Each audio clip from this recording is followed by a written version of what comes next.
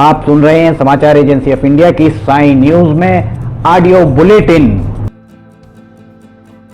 नमस्कार, ये समाचार एजेंसी ऑफ इंडिया है। अब आप साई न्यूज की समाचार श्रृंखला में बुधवार 3 जनवरी 2024 का प्रादेशिक ऑडियो बुलेटिन सुनिए। मुख्यमंत्री डॉक्टर मोहन यादव ने कहा कि जिलों और विधानसभा क्षेत्रों में उपलब्ध संसाधनों के आधार पर रोजगार आधारित औद्योगिक इकाइयों की स्थापना के लिए 5 वर्षीय रोडमैप तैयार किया जाएगा। साथ ही प्रदेश और जिलों के उद्योगपतियों की जिला स्तर पर इन्वेस्टर समिट आयोजित की जाएगी। उन्होंने कहा कि अभी भी कई सेक्टर ऐसे हैं जहां निवेश और रोजगार के असीमित अवसर है। उन सेक्टरों पर फोकस किया जाएगा। उन्होंने स्थानीय उद्योगपतियों को प्रोत्साहित किया जाएगा। मुख्यमंत्री डॉक्टर यादव ने आज जबलपुर में आयोजित विकास कार्यों की समीक्षा बैठक में यह निर्देश दिए। उन्होंने जनजातीय जिलों बालाघाट, मंडला और डिंडोरी की वन्य परिस्थितियों को देखते हुए कहा कि उद्योगों के लिए जहां बिजली की समस्या है, वहां के लिए एक अलग योजना और कार्यक्रम बनाया जाएगा। इन क्षेत्रों में वहां की जलवायु और परिस्थितियों को देखते हुए पशुपालन और पर्यटन जैसे क्षेत्रों को बढ़ावा दिया जाएगा। मुख्यमंत्री डॉक्टर यादव ने इन जिलों में माइनिंग और डेयरी व्यवसाय पर फोकस करने को कहा। राज्य शासन के उद्योग विभाग द्वारा महाकौशल क्षेत्र में आगामी नवीन परियोजनाओं की तैयारी की गई है। इनमें सिहोरा में 1379 एकड़ क्षेत्र में प्रमुख अधोसंरचना ट्रंक इंफ्रास्ट्रक्चर कार्य प्रस्तावित है। इसकी अनुमानित लागत 240 करोड़ रुपए है।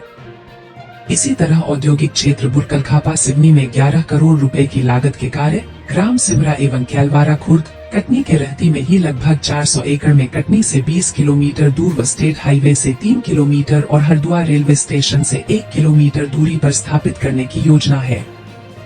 मुख्यमंत्री डॉक्टर मोहन यादव ने प्रदेश के कूनो नेशनल पार्क में नामीबियाई मादा चीता आशा द्वारा 3 शावकों के जन्म पर हर्ष व्यक्त करते हुए चीता परियोजना से जुड़े लोगों, वन्य जीव प्रेमियों और नागरिकों को बधाई दी है।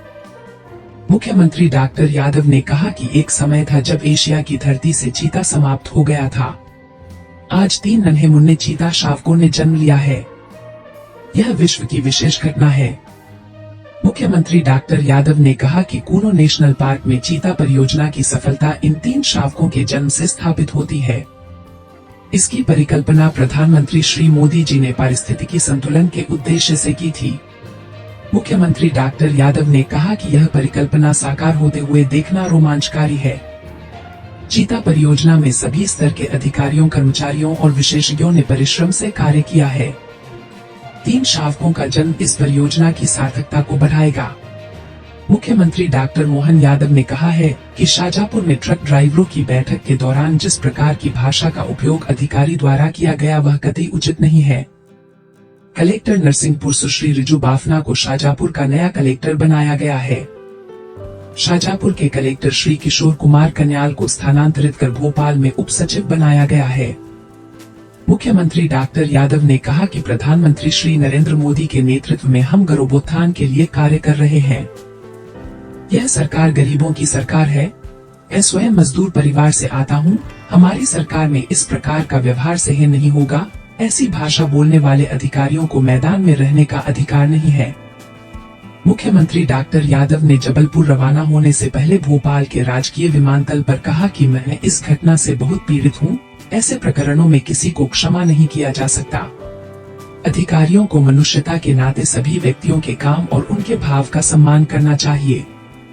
आशा है भविष्य में अधिकारी अपने व्यवहार और भाषा का ध्यान रखेंगे। ये समाचार एजेंसी ऑफ इंडिया है। अब सुन रहे हैं साई न्यूज की समाचार श्रृंखला में बुधवार 3 जनवरी 2024 का प्रादेशिक ऑडियो बुलेटिन। प्रदेश की आर्थिक राजधानी कहे जाने वाले इंदौर शहर में एक मंदिर तैयार किया गया है, जिसे गुरुवार को रंजीत अष्टमी के मौके पर लोग देख सकेंगे। इस मौके पर यहां सुबह 5 बजे प्रभात फेरी निकाली जाएगी, जिसमें अयोध्या में बन रहे श्री राम मंदिर की प्रतिकृति आकर्षण का प्रमुख केंद्र होगी। शहर में इस बार 4 दिनी रंजीत अष्टमी महोत्सव मनाया जा रहा है। 4 जनवरी को प्रभात फेरी में अयोध्या में बन रहे राम मंदिर की प्रतिकृति प्रस्तुत की जाएगी। अयोध्या के रामलला के मंदिर की तर्ज पर यह विशाल मंदिर बनाया गया है। मंदिर समिति ने समाचार एजेंसी ऑफ इंडिया को बताया कि रंजीत हनुमान मंदिर समिति के तत्वावधान में बनाया गया रामलला का यह मंदिर 40 फीट लंबा और 15 फीट चौड़ा है, जबकि इसकी ऊंचाई 21 फीट है। इसे पश्चिम बंगाल से आए 10 कलाकारों ने बनाया है। अयोध्या के श्री राम मंदिर की आकृति को हूबहू उतारा गया है। यह मंदिर 1 माह में तैयार किया गया है, जिसे 16 पहिए की गाड़ी पर रखकर प्रभात फेरी में घुमाया जाएगा। मुख्यमंत्री मोहन यादव ने जबलपुर संभाग में कानून व्यवस्था की स्थिति की समीक्षा की है। साथ ही कई बड़े निर्देश दिए हैं। उन्होंने अधिकारियों के साथ पुलिस के कामकाज की समीक्षा की है। समीक्षा के दौरान सीएम मोहन यादव ने कहा कि जिलों में पुलिस थानों की सीमाओं का निर्धारण 15 जनवरी तक पूरा कर लिया जाए। इसके लिए एसडीएम स्तर पर सभी जनप्रतिनिधियों की बैठक कर विचार विमर्श किया जाए। उन्होंने थानों की सीमाओं के प्रारंभिक निर्धारण के बाद दावे आपत्तियों का निराकरण किया जाए। सीएम ने कहा कि 15 जनवरी तक सीमा निर्धारण संबंधी सभी प्रक्रियाएं पूरी कर ली जाए। मुख्यमंत्री मोहन यादव ने कहा कि प्रभावी आतंक गुंडे और बदमाशों पर सख्त कार्रवाई की जाए। उन पर शिकंजा कसा जाना ज्यादा आवश्यक है, ताकि निचले स्तर तक यह संदेश पहुंचे कि प्रशासन द्वारा आपराधिक कृत्यों में लिप्त किसी को भी बख्शा नहीं जाएगा। मुख्यमंत्री ने कहा कि केवल छोटे अपराधियों के विरुद्ध ही कार्यवाही नहीं हो, बल्कि बड़े आतंक अपराधियों के खिलाफ सख्त कार्रवाई होनी चाहिए। कानून और नियम का उद्देश्य भी यही है। साथ ही मुख्यमंत्री ने कहा कि खुले में मांस मछली के विक्रय पर सख्ती से प्रतिबंध लगाएं। ये समाचार एजेंसी ऑफ इंडिया है। अब सुन रहे हैं साई न्यूज की समाचार श्रृंखला में बुधवार 3 जनवरी 2024 का प्रादेशिक ऑडियो बुलेटिन। नए साल की शुरुआत में मध्य प्रदेश के कूनो नेशनल पार्क से खुशखबरी आई है। यहाँ मादा चीता ने 3 शावकों को जन्म दिया है।